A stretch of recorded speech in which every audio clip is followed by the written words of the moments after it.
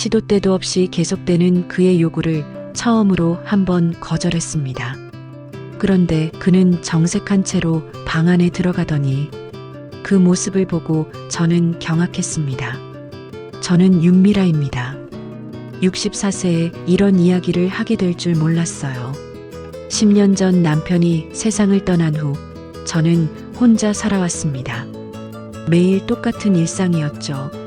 아침에 일어나서 차 한 잔 마시고 집 정리하고 저녁엔 텔레비전 보며 하루를 마감하는 그런 생활이 10년째 계속됐어요.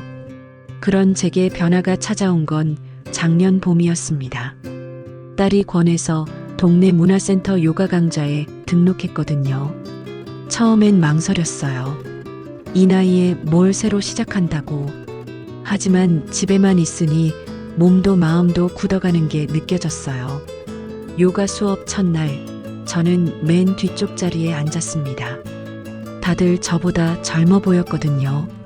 그런데 강사님이 파트너 동작을 시키더라고요. 어쩔 수 없이 옆 사람과 짝을 이뤘는데 그분이 바로 강도윤 씨였습니다. 첫인상은 참 좋았어요. 키가 크고 자세가 반듯했죠. 68세라고 하셨는데 나이보다 훨씬 젊어 보였습니다. 퇴직 전엔 군인이었다가 나중엔 사업을 하셨다더라고요. 목소리도 낮고 차분했어요. 수업이 끝나고 도윤 씨가 말을 걸었습니다. 혹시 차 한잔 하실래요? 얼마나 오랜만에 듣는 말인지 가슴이 두근거렸어요. 이 나이에 이런 감정을 느끼게 될 줄이야. 근처 카페에서 차를 마시며 많은 이야기를 나눴습니다. 도윤 씨도 5년 전 부인을 잃으셨다더라고요. 서로의 아픔을 이해할 수 있었죠. 대화가 정말 편했어요. 마치 오래된 친구와 이야기하는 것 같았습니다. 그날부터 요가 수업이 기다려졌어요. 도윤 씨와 만나는 시간이 가장 즐거웠거든요. 수업 후엔 항상 함께 차를 마시며 이런저런 이야기를 했죠. 젊었을 때 이야기, 자녀 이야기, 앞으로의 꿈까지. 3개월쯤 지났을까요? 도윤 씨가 갑자기 진지한 표정으로 말했습니다. 미라 씨, 저와 함께 남은 인생을 걸어가시지 않을래요? 너무 갑작스러웠어요. 가슴이 쿵쾅거리기 시작했죠. 도윤 씨, 우리 나이에 무슨... 제가 당황하며 말하자 도윤 씨가 제 손을 잡았습니다. 나이가 뭐 중요해요.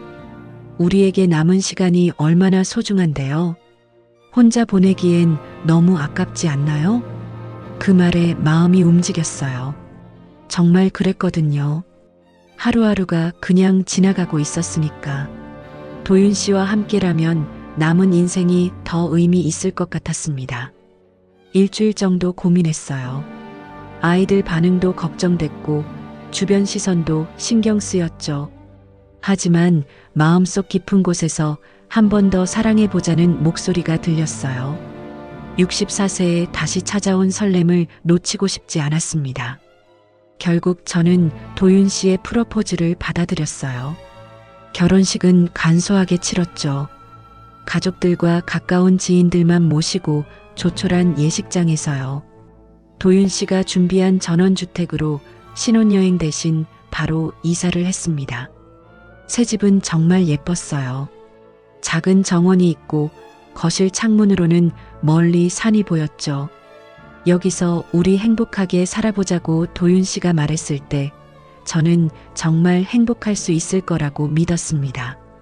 첫날 밤도 참 다정했어요. 조심스럽게 제 손을 잡으며 미라야, 고마워라고 속삭이더라고요. 하지만 이상한 건 둘째 날부터 시작됐습니다. 새벽 4시쯤이었나요? 갑자기 도윤 씨가 저를 깨우더라고요. 미라야, 일어나. 목소리가 평소와 달랐어요. 뭔가 급하고 거친 느낌이었죠. 저는 잠이 덜 깬 상태로 왜 그래요? 무슨 일이에요? 라고 물었습니다. 그런데 도윤 씨 대답이 이상했어요. 우리 나이에 하루도 아깝지 않나? 시간이 얼마나 소중한데 그러면서 제게 다가왔어요. 처음엔 그냥 애정 표현인 줄 알았습니다. 신혼이니까 그럴 수 있다고 생각했죠. 아침 식사를 준비하고 있는데 또 그러더라고요. 미라야, 잠깐 이리 와봐. 부엌에서 설거지하고 있는 저를 부르는 거예요. 목소리 톤이 또 이상했어요. 뭔가 조급하고 간절한 느낌이었습니다. 도윤 씨, 설거지 다 하고 갈게요라고 했는데 지금 당장이라고 하더라고요. 그날 하루 종일 그런 식이었어요. 점심 먹고 나서도 저녁 드라마 보고 있을 때도요. 계속 저를 부르는 거예요. 처음엔 그냥 웃어 넘겼어요. 아, 신혼이니까 그러나 보다 싶었거든요. 하지만 횟수가 너무 많았어요. 셋째 날도 마찬가지였습니다. 새벽에 깨우고 아침에도 점심에도 저녁에도요. 하루에 대체 몇 번을 그러는 건지 세어볼 정도였어요. 4번, 5번, 때론 6번까지도요. 제가 도윤 씨, 좀 쉬어요라고 하면 미라야, 우리 나이 생각해봐. 언제까지 이럴 수 있겠어라고 하더라고요. 일주일이 지나니까 제 몸이 견디기 힘들어졌어요. 밤에 제대로 잠을 못 자니까 낮에도 피곤했죠. 그런데 도윤 씨는 전혀 피곤해하지 않았어요. 오히려 더 활기차 보였습니다. 아침 운동도 하고 정원 가꾸기도 하고요. 마치 저만 힘들어하는 것 같았어요. 더 이상한 건 도윤 씨 눈빛이었어요. 예전에 요가 수업에서 보던 그 다정한 눈빛이 아니었어요. 뭔가 갈급해 보였달까요? 목마른 사람이 물을 보는 것 같은 눈빛이었습니다. 그럴 때마다 저는 왠지 모를 불안감이 밀려왔어요. 도윤 씨, 우리 좀 천천히 해요라고 말해봤어요. 그런데 도윤 씨가 갑자기 화를 내더라고요. 천천히? 미라야, 우리에게 시간이 얼마나 남았다고 천천히 해. 목소리가 차가워졌어요. 그 순간 등골이 서늘해졌습니다. 2주째 되니까 정말 견디기 힘들었어요. 몸도 마음도 지쳐갔어요. 이게 정상인가 싶었죠. 65세 나이에 이런 게 맞나 싶었어요. 처음엔 설렘이었는데 이젠 두려움이 먼저 밀려오기 시작했습니다. 도윤 씨를 보면 가슴이 두근거리는 게 아니라 답답해졌어요. 밤에 잠들 때마다 생각했어요. 내가 뭔가 잘못 선택한 건 아닐까 하지만 아직은 신혼이니까 시간이 지나면 나아질 거라고 스스로를 달랬습니다. 그때만 해도 이게 시작에 불과할 줄은 몰랐어요. 그런데 도윤 씨의 이상한 행동은 집 안에서만 그치지 않았어요. 외출할 때도 마찬가지였습니다. 결혼 3주째 되던 날 도윤 씨가 오늘 백화점에 가서 옷이나 사자고 제안했어요. 오랜만에 나들이라니 반가웠죠. 백화점에서 쇼핑하는 동안은 괜찮았어요. 예전에 다정한 도윤 씨 같았거든요. 제게 예쁜 원피스를 골라주고 이거 입으면 정말 예쁠 것 같은데 라고 말하더라고요. 그 순간만큼은 정말 행복했어요. 아, 우리가 다시 예전처럼 돌아갈 수 있구나 싶었습니다. 점심도 백화점 레스토랑에서 맛있게 먹었어요. 도윤 씨가 저를 위해 스테이크를 주문해주고 미라야, 맛있어라고 물으며 챙겨주더라고요. 마치 신혼 초기의 달콤함이 돌아온 것 같았죠. 저는 이제 괜찮아질 거라고 안심했어요. 하지만 문제는 집에 돌아가는 길에 시작됐습니다.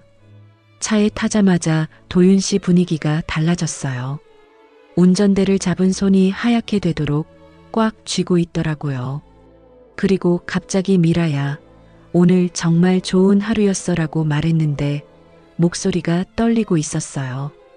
집으로 가는 길이 아니라 다른 방향으로 차를 몰더라고요. 도윤 씨, 어디 가는 거예요? 라고 물었는데 대답하지 않았어요. 그냥 입가에 이상한 미소만 띄고 있었습니다. 뭔가 섬뜩한 느낌이 들었어요. 15분쯤 달렸을까요? 한적한 공원에 차를 세웠어요. 주변을 둘러보니 나무가 우거진 곳이었어요. 평일 오후라 그런지 사람들이 거의 없었죠. 멀리 산책하는 할머니 한 분이 보였지만 꽤 떨어져 있었어요. 도윤 씨, 여기 왜 왔어요? 라고 물었는데 도윤 씨가 갑자기 제 손을 잡더라고요. 그런데 악력이 너무 셌어요.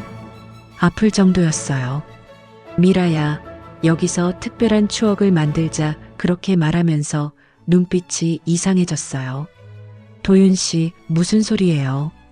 여기는 공원이잖아요. 제가 당황해서 말하자 도윤 씨가 아무도 없잖아. 괜찮아라고 하더라고요. 그 순간 온몸에 소름이 돋았어요. 이 사람이 정말 정상인가 싶었죠. 차에서 내리려고 문고리를 잡았는데 도윤 씨가 제 팔을 붙잡았어요. 어디 가려고 그래? 우리 둘만의 시간이잖아. 목소리가 점점 커지고 있었어요. 주변을 둘러봤는데 정말 아무도 없었어요. 하지만 저 멀리 CCTV가 보였어요. 도윤 씨, CCTV가 있어요. 사람들도 지나다닐 수 있고요. 제가 떨리는 목소리로 말했어요. 그런데 도윤 씨가 그런 게 뭐가 중요해? 우리 사랑하는 사이잖아라고 하더라고요. 그 말을 들으니 머리가 하얘졌어요. 심장이 너무 빨리 뛰었어요. 손바닥에서 식은땀이 계속 났죠. 이게 사랑인가요? 이게 정상적인 부부 사이의 애정 표현인가요? 아니었어요. 절대 아니었어요. 65세 나이에 이런 상황에 처할 줄 몰랐어요. 안 돼요. 도윤 씨, 제가 단호하게 말했어요. 그러자 도윤 씨 얼굴이 확 변했어요. 마치 다른 사람이 된 것 같았어요. 왜 안 돼? 우리 부부잖아. 부부가 뭘 못해. 목소리가 거칠어졌어요. 그 순간 정말 무서웠어요. 이 사람이 과연 제가 아는 도윤 씨가 맞나 싶었죠. 요가 교실에서 만난 그 다정하고 신사적인 사람이 맞나요? 지금 제 앞에 있는 사람은 전혀 다른 사람 같았어요. 집에 가요. 도윤 씨, 제가 떨리는 목소리로 말했어요. 다행히 그때 멀리서 조깅하는 사람이 보였나 봐요. 도윤 씨가 한숨을 크게 쉬더니 알겠어. 집에 가자고 했어요. 하지만 그 표정은 정말 무서웠어요. 집으로 돌아가는 내내 저는 아무 말도 할 수 없었어요. 차창 밖만 바라보며 생각했죠. 그 순간 깨달았습니다. 이건 사랑이 아니라 광기였습니다. 도윤 씨의 눈에서 본 건 사랑이 아니었어요. 뭔가 병적인 집착이었죠. 그날 밤 집에 돌아온 후 분위기는 정말 어색했어요. 저녁 준비를 하는 내내 도윤 씨는 한마디도 하지 않았어요. 그냥 거실 소파에 앉아서 저를 빤히 쳐다보기만 하더라고요. 그 시선이 너무 부담스러웠어요. 저녁 식사도 조용히 했어요. 평소라면 오늘 쇼핑 즐거웠어. 이런 이야기라도 했을 텐데 아무 말이 없었어요. 다만 도윤 씨가 계속 저를 쳐다보는 게 느껴졌어요. 고개를 들어보면 눈을 피하는 게 아니라 더 똥똥이 바라보더라고요. 도윤 씨, 뭐 할 말 있으세요? 라고 물어봤어요. 그런데 대답 대신에 갑자기 일어서더니 제게 다가왔어요. 미라야, 아까 공원에서 왜 그랬어? 목소리가 평소와 달랐어요. 뭔가 억눌린 분노 같은 게 섞여 있었죠. 도윤 씨, 그런 곳에서 그런 걸 어떻게 해요? 상식적으로 생각해 보세요. 제가 조심스럽게 말했어요. 그러자 도윤 씨 얼굴이 일그러지더라고요. 상식? 부부 사이에 무슨 상식이 필요해? 점점 목소리가 커졌어요. 저는 피곤해요. 먼저 들어가겠어요. 더 이상 이야기하고 싶지 않았어요. 방으로 들어가려고 일어났는데 도윤 씨가 제 팔을 붙잡더라고요. 어디 가려고 그래? 우리 이야기 안 끝났는데. 그때 도윤 씨 눈빛을 봤는데 정말 무서웠어요. 화가 났다기보다는 뭔가 다급해 보였어요. 목마른 사람이 물을 간절히 원하는 것 같은 눈빛이었죠. 온몸에 소름이 돋았어요. 도윤 씨, 손 놓아주세요. 아파요. 제가 말하자 그제서야 손을 놨어요. 하지만 계속 따라오더라고요. 미라야, 나 혼자 두지 마. 그 말이 애원하는 것 같기도 하고 위협하는 것 같기도 했어요. 결국 방 문을 닫고 안으로 들어갔어요. 문고리를 잡고 있으니 밖에서 도윤 씨가 문을 두드리더라고요. 미라야, 문 열어. 우리 이야기해야지 하지만 저는 대답하지 않았어요. 너무 무서웠거든요. 1시간쯤 지났을까요? 밖이 조용해졌어요. 도윤 씨가 자기 방으로 들어간 것 같았어요. 그런데 한참 후에 이상한 소리가 들리기 시작했어요. 처음엔 뭔지 몰랐어요. 텔레비전 소리인가 싶었죠. 하지만 자세히 들어보니 텔레비전 소리가 아니었어요. 사람 목소리였어요. 도윤 씨 목소리였죠. 뭔가 중얼거리는 소리가 계속 들렸어요. 처음엔 전화 통화하는 줄 알았어요. 그런데 점점 목소리가 커졌어요. 그리고 이상한 신음소리도 섞여 들렸어요. 낮고 거친 소리였어요. 뭔가 숨을 헐떡이는 소리도 함께요. 저는 귀를 막고 싶었지만 자꾸 신경이 쓰였어요. 더 이상한 건 제 이름을 부르는 소리였어요. 미라야, 미라야 계속 제 이름을 중얼거리더라고요. 그런데 목소리 톤이 평상시와 전혀 달랐어요. 뭔가 간절하면서도 거친 느낌이었죠. 못 견디겠어서 살짝 방문을 열어봤어요. 복도가 어두웠지만 도윤 씨 방에서 불빛이 새어나오고 있었어요. 그쪽으로 조심스럽게 다가갔죠. 문이 살짝 열려 있었거든요. 문틈으로 살짝 들여다봤는데 그 순간 정말 충격적이었어요. 도윤 씨가 혼자 침대에 앉아 있었는데 온몸을 뒤틀며 몸부림치고 있었어요. 그러면서 계속 제 이름을 부르고 있었죠. 미라야, 미라야. 얼굴 표정이 정말 이상했어요. 눈을 감고 있었는데 얼굴이 일그러져 있었어요. 마치 고통스러워하는 것 같기도 하고 뭔가에 홀린 것 같기도 했어요. 손동작도 이상했고요. 계속 허공을 움켜쥐더라고요. 그때 도윤 씨가 갑자기 눈을 떴어요. 그리고 제가 서 있는 쪽을 바라봤죠. 문틈으로 보고 있던 저와 눈이 마주쳤어요. 그 순간 정말 무서웠어요. 그 눈빛은 다정한 남편의 것이 아니었습니다. 저를 집어삼키려는 괴물의 눈빛이었죠. 미라야, 도윤 씨가 저를 보며 말했어요. 목소리가 너무 이상했어요. 평상시보다 훨씬 낮고 거칠었어요. 그리고 뭔가 절박한 느낌이었죠. 마치 사냥감을 발견한 맹수 같았어요. 저는 무서워서 급하게 제 방으로 뛰어갔어요. 그리고 문을 잠갔죠. 심장이 너무 빨리 뛰어서 숨을 제대로 쉴 수가 없었어요. 도대체 저 사람이 누구인가요?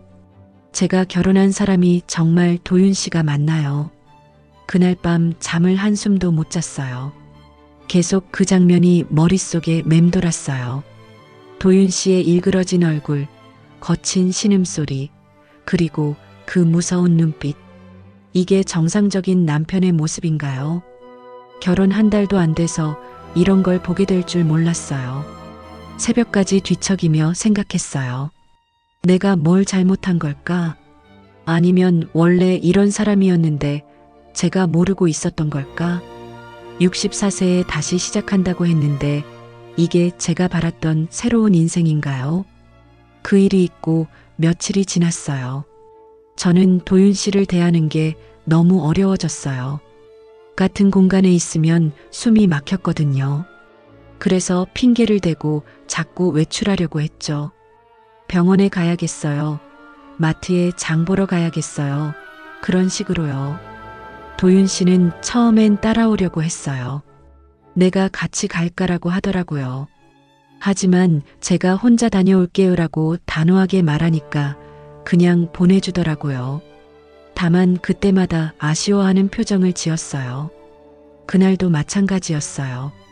오늘 동네 병원에 가봐야겠어요라고 했더니 도윤 씨가 그럼 박노식 씨한테 부탁해서 데려다 달라고 할까라고 하더라고요. 박노식 씨는 도윤 씨가 오랫동안 쓰던 운전기사예요. 60대 초반쯤 되는 것 같았어요. 사실 제가 혼자 운전하는 게 불편하긴 했어요. 나이가 나이다 보니 장거리는 힘들었거든요. 그래서 박노식 씨에게 부탁했죠. 노식 씨, 병원까지 좀 데려다 주세요. 박노식 씨는 항상 조용한 분이었어요. 말수가 적고 예의 바른 분이었죠. 도윤 씨랑 알고 지낸 지 10년 넘었다고 하더라고요. 첫 부인 때부터 운전을 해줬다고 했어요. 차에 타자마자 분위기가 좀 이상했어요. 평소에 박노식 씨는 어디로 모셔다 드릴까요라고 정중하게 물어봤는데 그날은 뭔가 망설이더라고요.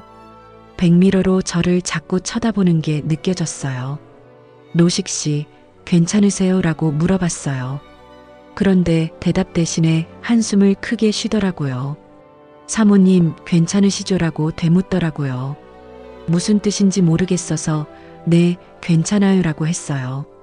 병원까지 가는 동안 박노식 씨가 계속 뭔가 말하려다가 참더라고요. 입을 벌렸다가 닫았다가 하면서요. 뭔가 고민이 있어 보였어요. 저도 궁금했지만 먼저 묻기는 어색했어요. 병원 진료를 받고 나와서 차에 탔는데 박노식 씨가 시동을 걸지 않더라고요. 그냥 운전대를 붙잡고 앞만 바라보고 있었어요. 노식 씨, 어디 아프세요라고 물어봤어요. 그제서야 박노식 씨가 뒤를 돌아보며 말했어요. 사모님, 혹시 요즘 힘드시지 않으세요? 갑작스러운 질문이었어요. 뭘 어떻게 답해야 할지 몰랐어요. 무슨 말씀이세요? 박노식 씨 표정이 정말 심각했어요. 마치 뭔가 무거운 비밀을 간직하고 있는 것 같았어요. 사모님, 저는 사장님을 오래 봤습니다. 첫 부인 때부터요. 그러면서 목소리가 떨리기 시작했어요. 혹시 무슨 일 있으셨어요? 라고 물었는데 박노식 씨가 갑자기 고개를 숙이더라고요. 사모님, 제가 이런 말씀 드리는 게 맞나 싶지만 그러면서 한참을 망설이더라고요. 노식 씨, 편하게 말씀하세요. 제가 격려해도 쉽게 말하지 못하더라고요. 그런데 갑자기 사실 전 부인도 같은 고통을 겪으셨습니다라고 했어요. 그 순간 가슴이 철렁 내려앉았어요. 무슨 고통이요라고 물었는데 박노식 씨가 더 조심스러워 하더라고요. 사장님이 너무 과하셨어요. 전 부인이 견디기 힘들어 하셨죠. 밤에 잠도 제대로 못 주무시고 낮에도 피곤해 하시고 그 말을 듣는 순간 온몸에 소름이 돋았어요. 제가 지금 겪고 있는 일과 똑같았거든요. 정말요라고 물어보니 박노식 씨가 고개를 끄덕였어요. 그뿐만 아니라 사모님 박노식 씨가 더 충격적인 말을 했어요. 다른 여자들도 있었습니다. 그 순간 정말 머리가 하얘졌어요. 제가 들고 있던 핸드백이 바닥으로 떨어졌어요.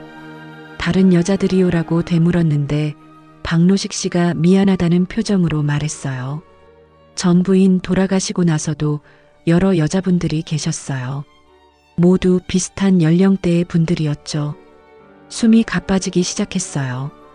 그분들은 어떻게 됐나요?라고 물어보니 박노식 씨가 더욱 침울해졌어요. 다들 오래 버티지 못하셨어요.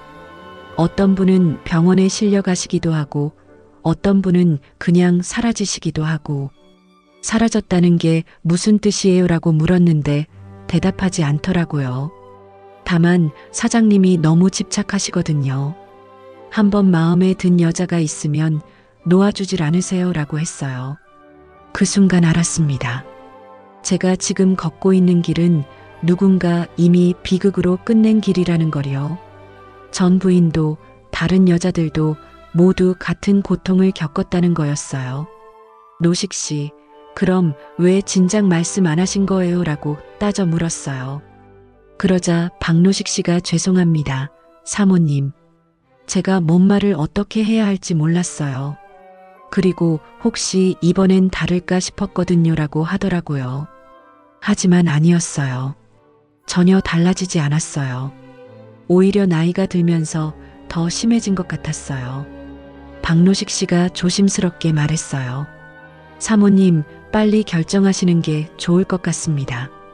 시간이 지날수록 더 힘들어지거든요. 그 말이 무슨 뜻인지 알 것 같았어요. 도윤 씨의 집착은 시간이 갈수록 더 심해질 거라는 뜻이었죠. 지금도 이렇게 힘든데 더 심해진다면 정말 견딜 수 없을 것 같았어요. 전 부인은 정말 어떻게 돌아가신 거예요? 라고 물어봤는데 박노식 씨가 스트레스로 몸이 너무 상하셨어요. 마지막엔 심장이 견디지 못하셨죠? 라고 하더라고요. 그 말에 등골이 서늘해졌습니다. 박노식 씨의 고백을 듣고 난 후 저는 며칠 동안 잠을 제대로 이루지 못했어요. 계속 그 말들이 머릿속을 맴돌았거든요. 전 부인의 죽음, 다른 여자들의 존재, 모든 게 악몽 같았어요. 그런데 도윤 씨는 오히려 더 다정해졌어요. 마치 제 마음을 알아채기라도 한 듯이요. 미라야, 요즘 안색이 안 좋네. 어디 아픈 거 아니야? 라고 걱정하는 척 했어요. 그 가식적인 태도가 더 역겨웠죠. 일주일쯤 지났을까요? 도윤 씨가 오늘 시내에 볼 일이 있으니까 같이 가자고 했어요. 평소 같았으면 핑계를 대고 피했을 텐데 그날은 왠지 따라가고 싶었어요. 뭔가 더 알아봐야 할 것 같았거든요. 차는 도윤 씨가 직접 몰았어요. 박노식 씨는 오늘 쉰다고 하더라고요. 시내까지 가는 동안 도윤 씨는 계속 저에게 말을 걸었어요. 날씨가 참 좋네, 저기 꽃이 예쁘게 피었네, 그런 뻔한 말들이었죠. 하지만 저는 대꾸하기 싫었어요. 그냥 창밖만 바라보며 생각에 잠겼어요. 박노식 씨 말이 사실이라면 지금 제 옆에 앉은 이 사람은 여러 여자들을 괴롭힌 사람이에요. 어떻게 이렇게 태어날 수 있을까요? 시내에서 도윤 씨는 은행에 들렀어요. 잠깐만 기다려, 금방 올게라고 하면서 혼자 들어갔어요. 저는 차 안에서 기다리고 있었죠. 그런데 조수석 발밑에 뭔가 떨어져 있는 게 보였어요. 처음엔 휴지인 줄 알았어요. 그런데 자세히 보니 청 같은 거였어요. 집어 들어보니 스카프더라고요. 그런데 이상했어요. 제 것도 아니고 도윤 씨가 쓸 물건도 아니었거든요. 스카프를 펼쳐보니 붉은색이었어요. 정말 예쁜 빨간색이었죠. 그런데 촉감이 좋더라고요. 비싸 보였어요. 태그를 보니까 명품 브랜드더라고요. 제가 평소에 살 수 없는 비싼 거였어요. 더 이상한 건 디자인이었어요. 나이 든 여자가 쓸만한 스타일이 아니었어요. 젊은 여성들이 목에 두르거나 머리에 매는 그런 스타일이었죠. 색깔도 그렇고 패턴도 그렇고요. 그 순간 박노식 씨 말이 떠올랐어요. 다른 여자들도 있었습니다. 설마 이 스카프가 그 증거인가요? 손이 떨리기 시작했어요. 이게 정말 다른 여자 것이라면 최근에 도윤 씨 차에 탄 여자가 있다는 뜻이잖아요. 스카프를 다시 자세히 살펴봤어요. 향수 냄새가 났어요. 제가 쓰는 향수가 아니었어요. 달콤하고 젊은 느낌의 향이었죠. 그리고 머리카락 한 올이 붙어 있었어요. 긴 머리카락이었는데 염색한 머리 같았어요. 심장이 쿵쾅거렸어요. 이제 확신이 들었어요. 도윤 씨에게 정말 다른 여자가 있다는 걸요. 그것도 젊은 여자가요. 박노식 씨 말이 거짓이 아니었어요. 현재 진행형이었던 거예요. 도윤 씨가 은행에서 나오는 게 보였어요. 급하게 스카프를 원래 있던 곳에 놨어요. 하지만 마음이 너무 복잡했어요. 어떻게 해야 할까요? 모른 척 해야 할까요? 아니면 따져 물어야 할까요? 차에 탄 도윤 씨는 여전히 아무렇지 않았어요. 기다리게 해서 미안해. 업무가 좀 복잡했어라고 하더라고요. 그런데 제가 보기엔 전혀 미안해하는 것 같지 않았어요. 오히려 기분이 좋아 보였어요. 집으로 돌아가는 길에 계속 그 스카프가 신경 쓰였어요. 발로 살짝 만져보니 그대로 있더라고요. 도윤 씨는 전혀 모르는 것 같았어요. 아니면 알면서도 모른 척 하는 건가요? 도윤 씨, 오늘 누구 만나셨어요? 라고 슬쩍 물어봤어요. 그런데 왜 갑자기 그런 걸 물어봐라고 되묻더라고요. 약간 경계하는 느낌이었어요. 그냥 궁금해서요라고 했더니 은행 직원하고만 이야기했어라고 하더라고요.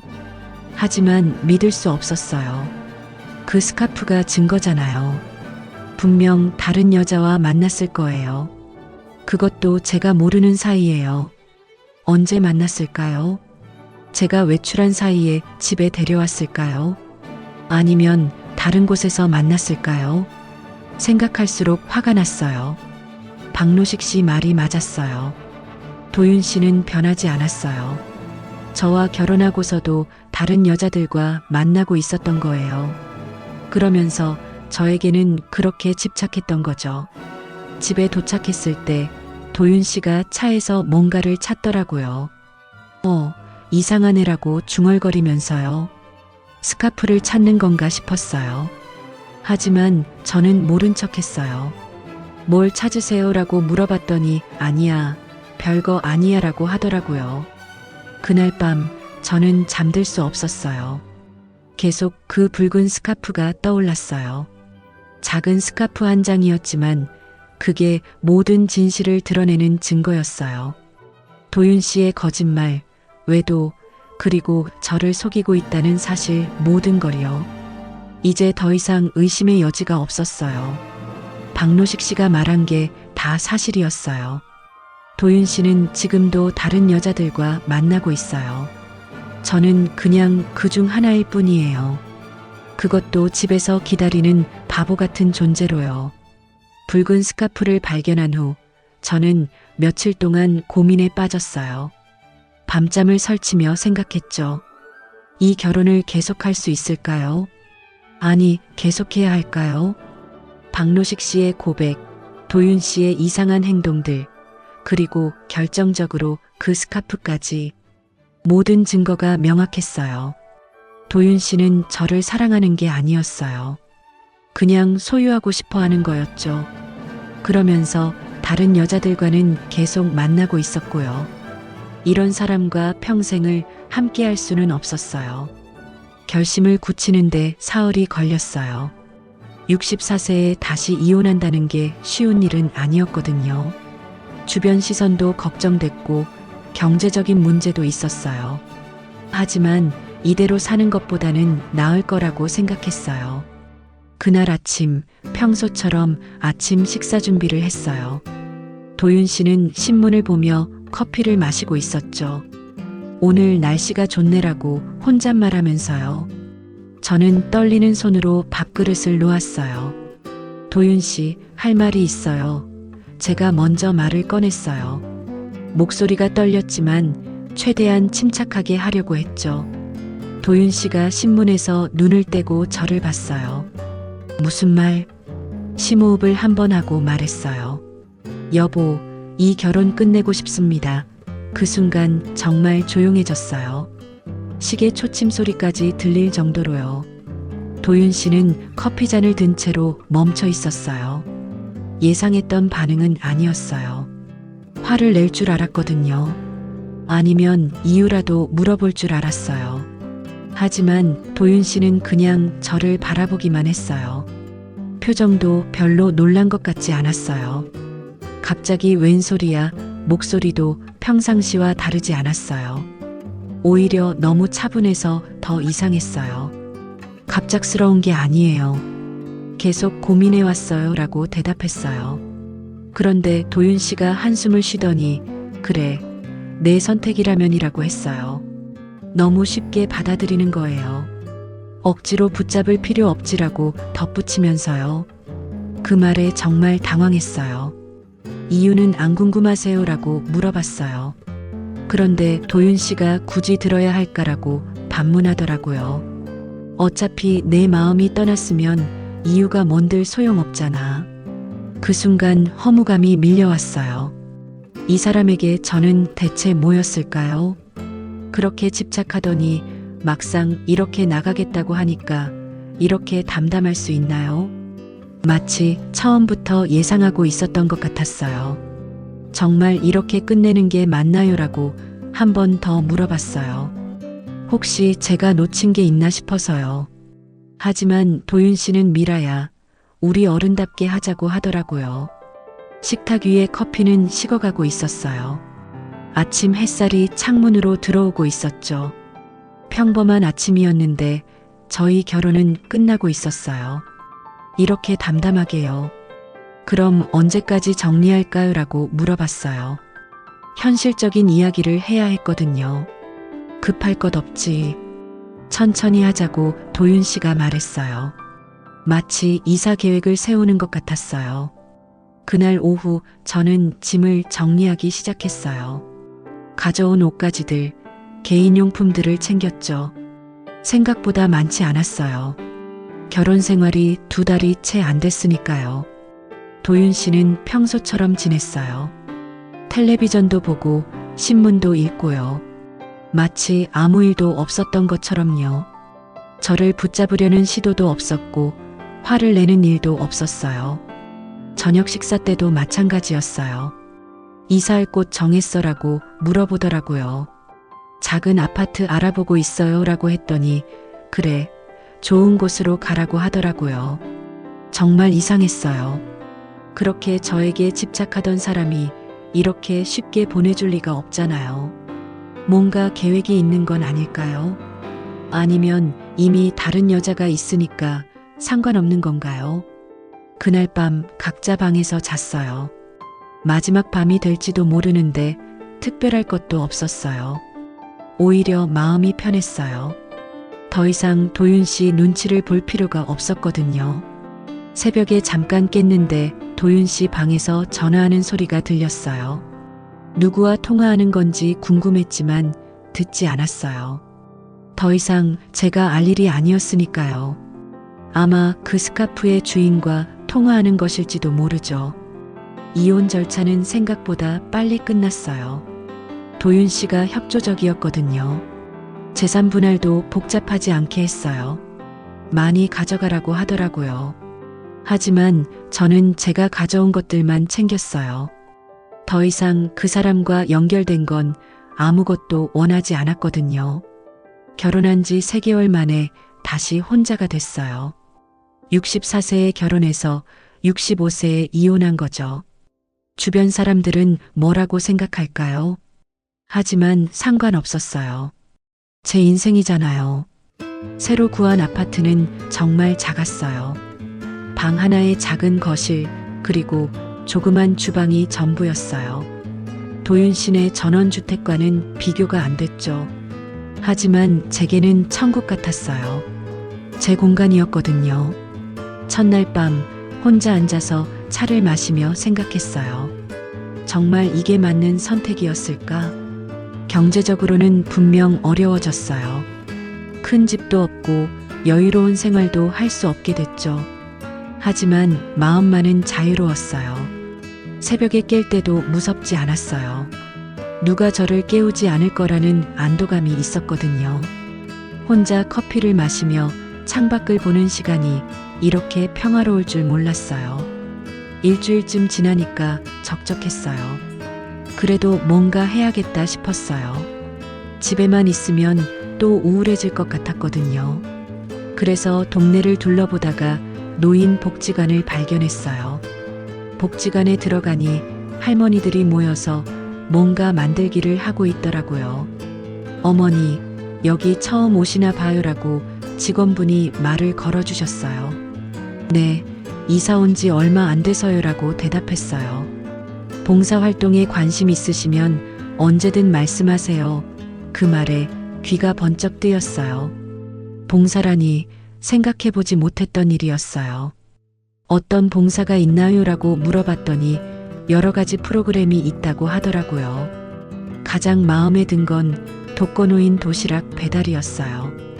혼자 사시는 어르신들께 도시락을 가져다 드리는 거였어요. 간호사 출신이니까 어르신들 건강 상태도 체크할 수 있을 것 같았어요. 첫 봉사 나간 날을 지금도 기억해요. 80세 넘으신 할머니 댁에 도시락을 가져다 드렸는데 너무 반가워 하시더라고요. 고맙다, 고마워라고 제 손을 꼭 잡으시면서요. 그 할머니는 자식들이 다 멀리 살고 계셔서 혼자 지내고 계셨어요. 일주일에 한 번씩 도시락을 가져다 드리면서 이야기도 나누고 혈압도 재어드렸어요. 할머니가 웃으실 때마다 제 마음도 따뜻해졌어요. 한 달이 지나니까 담당하는 어르신이 더 늘었어요. 5분의 독거 어르신을 돌보게 됐어요. 각자 사연도 다르고 성격도 달랐지만 모두 저를 기다려 주셨어요. 어떤 할아버지는 제가 오면 옛날 이야기를 해주셨어요. 젊었을 때는 마리아라고 시작하는 이야기들이었는데 정말 재미있었어요. 또 어떤 할머니는 제가 만든 반찬을 자랑하며 레시피를 물어보시기도 했어요. 복지관에서 다른 봉사자분들과도 친해졌어요. 비슷한 나이대의 분들이 많았는데 다들 각자의 사연이 있었어요. 남편을 여인 분, 자식들이 바빠서 외로운 분, 건강이 나빠 일을 그만둔 분들이었죠. 함께 점심을 먹으며 이야기 나누는 시간이 좋았어요. 서로의 고민도 나누고 웃을 일도 많이 생겼어요. 오랜만에 진짜 웃음이 나왔어요. 도윤 씨와 있을 때는 억지로 웃었던 것 같았거든요. 6개월이 지나니까 완전히 새로운 일상이 됐어요. 아침에 일어나서 복지관에 가고 어르신들께 도시락을 드리고 오후엔 다른 봉사자분들과 수다를 떨고요. 저녁엔 집에서 혼자만의 시간을 즐겼어요. 경제적으로는 전보다 빠듯했어요. 작은 아파트 월세도 내야 하고 생활비도 아껴 써야 했거든요. 하지만 전혀 불행하지 않았어요. 오히려 더 보람찼어요. 어르신들이 미라 씨 덕분에 하루하루가 즐거워라고 말씀하실 때마다 가슴이 뿌듯했어요. 제가 누군가에게 필요한 사람이라는 걸 느꼈거든요. 도윤 씨와 있을 때는 그런 느낌이 전혀 없었어요. 그 붉은 스카프를 발견한 지 1년이 지났어요. 가끔 그때 일이 생각나지만 후회하지 않아요. 오히려 잘했다고 생각해요. 그때 결단을 내리지 않았다면 지금의 평화로운 일상은 없었을 거예요. 진짜 행복은 집착이 아니라 배려 속에서, 돈이 아니라 자유와 보람 속에서 피어나는 거였습니다. 65세에 깨달은 인생의 진리였어요.